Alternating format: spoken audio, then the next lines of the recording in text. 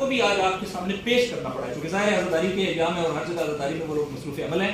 ہم ان سب کی نمائندگی میں آپ کے سامنے یہ عرض کر رہے ہیں کہ یہ پورے پاکستان میں بڑی سطح کے ایجیٹیشنز کو، ایسی کوئی ایفرٹ بڑی سطح کے ایجیٹیشنز کو، ملک گیر ایجیٹیشنز کو انیشیٹ کر سکتی ہے، اور اس وقت ہمارا وطن اس کا متحمل نہیں ہے.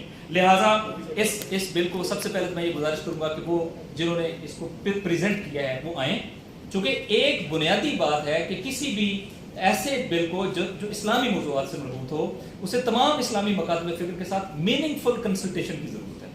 آپس میں بیٹھ کے کنسنسس مٹیریل کے ساتھ جو ہے وہ بل لے کے آئیں، کوئی پرابلم نہیں ہے. لیکن اس طرح کا بل جس میں آپ نے باقاعدہ اظہار کیا، جو پریزنٹر ہیں انہوں نے باقاعدہ بیان کیا ہے، جو نیشنل اسمبلی پریزنٹر ہیں انہوں نے بیان کیا کہ ہم تو اسے خفیہ طریقے سے لانا چاہ رہے تھے. وہ کیا چیز تھی جو اسے خفیہ؟ ان کا ویڈیو موجود ہے، ویڈیو اسٹیٹمنٹ موجود ہے کہ کیا چیز ہے جسے آپ خفیہ لانا چاہ رہے تھے. کیوں آپ اس کے اوپر اوپن ڈیبیٹ نہیں کرانا چاہ رہے تھے؟ یہ کس نے جو ہے یہ سارا کام، یہ ویسٹ کا ایجنڈا ہے. وہ پاکستان میں نیا فرقہ وارانہ انتشار چاہتے ہیں، ان کے ایجنٹس ہیں جو پاکستان کے اندر یہ کرنا چاہتے ہیں. ہم جانتے ہیں کہ وہ جو یزید کو پروموٹ کرنے والی قوتیں وہ اس کو لا رہی ہیں کہ اس کو کوئی مقدس قبر دے کے یزید کو، اس کو جو ہے وہ بچایا جا سکے. اور ظاہر یزیدیت مرد آباد کے سلوگن بلند ہوتے ہیں اور وہ کہا جائے کہ نہیں یہ تو توہین ہوئی ہے.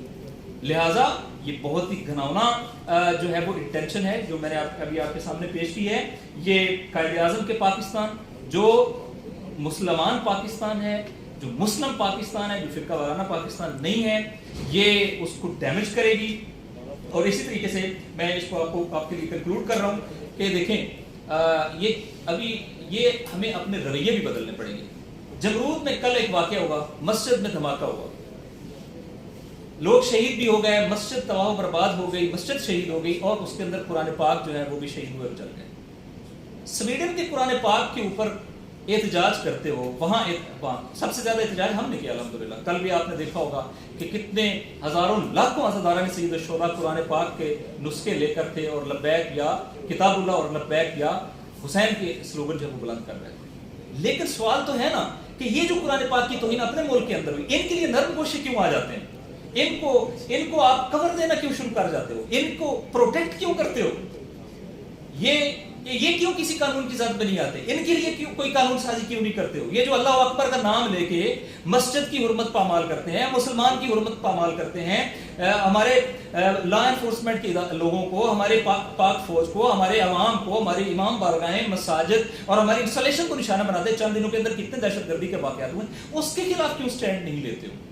لہٰذا یہ خود ایک انڈیکیٹر ہے کہ یہ معاملہ، اس معاملے کے اوپر آپ کی بات چیت نہیں آتی، اس معاملے کے اوپر اپنی سوسائٹی کو بچانے کے لیے آپ کا کوئی جو ہے وہ بل نہیں آتا ہے. لیکن ایک ایسا بل لے کے آتے ہیں جس کی انٹینشن جو ہے وہ بہت معلوم ہے، اور اس کے نتیجے میں ایک نئی جو ہے وہ انتشار پھیلنے کا خدشہ ہے. ہم تمام آئینی قانونی راستے اختیار کریں گے.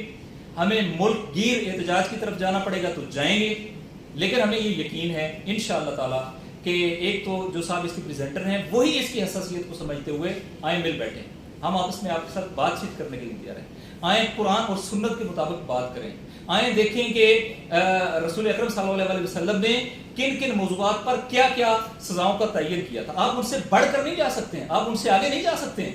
آئیں بیٹھیں اور ڈاکومنٹس کی بنیاد کے اوپر بات کریں تاکہ ہم بیٹھ کر ایک مشترکہ کنسنسس بل لے کے آئیں، اور جس کے ذریعے سے ہم وحدت کو بھی پروموٹ کریں گے اور ریلیجس ہارمونی اور انٹیگریٹی کو بھی پروموٹ کریں گے. لیکن ایسا کوئی بھی مسلکی بل جو ایک آپ کہہ لیں کہ تنہائی میں بیٹھ کے بنائیں اور تنہائی میں لے کے آئیں اور چوروں کی طرح اس کو پاس کریں، ہم ایسے بل کو 100% ریجیکٹ کرتے ہیں. پاکستان کی تمام ریلیجیو پولیٹیکل اینٹیز جو ہیں وہ اس کو ریجیکٹ کر رہی ہیں، اور ہمارے اہل سنت کے بڑے بڑے عمائدین جو ہیں انہوں نے اس کے اوپر سوالات اٹھائے ہیں. لہٰذا یہ کوئی فرقہ وارانہ مسئلہ نہیں ہے، یہ کنسنسس ہے اس کے اوپر کہ اس کو فوری طور پہ تمام اسلامی مکاتب فکر کے سامنے ڈسکس ہونا چاہیے، اور اگر کوئی کنسنسس ڈاکومنٹ بنے تو وہی اسمبلی میں جانا چاہیے. کسی ایک فرقے کا، کسی ایک مسلک کا یا کسی ایک انتہا پسند گروہ کی ایما کے اوپر پارلیمنٹ کو اور نیشنل اسمبلی کو اور اسی طریقے سے سینٹ کو جو ہے وہ یوٹیلائز ہونے کی اجازت نہیں دی جانی چاہیے. یہ خلاصہ ہے اس کے حوالے سے، اور بہت باتیں لیکن ہم وہ نہیں کر رہے ہیں. اس پہ آپ کی کوئی بھی وہ ریکمنڈیشن ہو آپ کے ذریعے سے تمام اس وقت جو پی ڈی ایم کی حکومت ہے، پیپلز پارٹی ہے اور دیگر جو بھی اس وقت اسٹیک ہولڈر ہیں جو سینٹ کے اندر موجود ہیں، ہم ان کو یہ ریکویسٹ کر رہے ہیں کہ اس مسئلے کے اوپر اپنی آنکھیں کھلی رکھیں. یہ مس یوز اور اس پروسیس کا جو ایک ہمارے سینٹ اور نیشنل اسمبلی کے اندر بلوں کو پاس کرنے کا ہے، اس کا مس یوز کر کے کسی چور دروازے کے ذریعے سے ایسی کوئی ایفرٹ ہو سکتی ہے جو پاکستان کے لیے بہت مہلک ہوگی.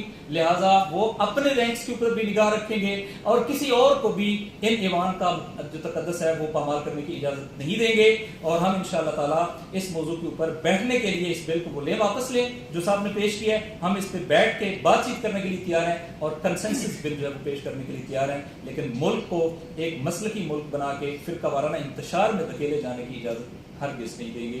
یہ آج کی ایک امپورٹنٹ ہے، چونکہ یہ بھی پیش ہوا ہے 24 آف دس منتھ کو اور سینٹ میں ٹرانسمٹ ہوا ہے اور ابھی ایک ہفتے کے لیے جو ہے ڈیفر ہوا ہے، لیکن یہ اس کا جو پریزنٹ ہونا ہے یہی ٹھیک نہیں ہے. اور اس حوالے سے ہم نے اپنے کنسرن جو ہے وہ آپ کی خدمت میں پیش کیا. آپ کا کوئی کوشچن ہوگا تو پلیز ٹیک. کہ دہشت گرد یہ چاہتے ہیں کہ ملک پیرالائزڈ ہو جائے، اور جب پیرالائزڈ ملک ہوتا ہے تو اس کا مطلب اس میں عوامی موومنٹس نہیں ہو جاتی، لوگ خوف کا شکار ہو رہے ہوتے ہیں اور وہ کیفیت ہوتی ہے. جب سبیل لگتی ہے، جب عزاداران اپنی موومنٹ کرتے ہیں آزادانہ، تو اس سے ملک کے اندر اسٹیبلٹی آتی ہے، اس سے ملک کے اندر آئین اور قانون کی حکمرانی نظر آتی ہے، اس سے لگتا ہے کہ ملک جو ہے وہ دہشت گردوں کے ہاتھ میں نہیں ہے.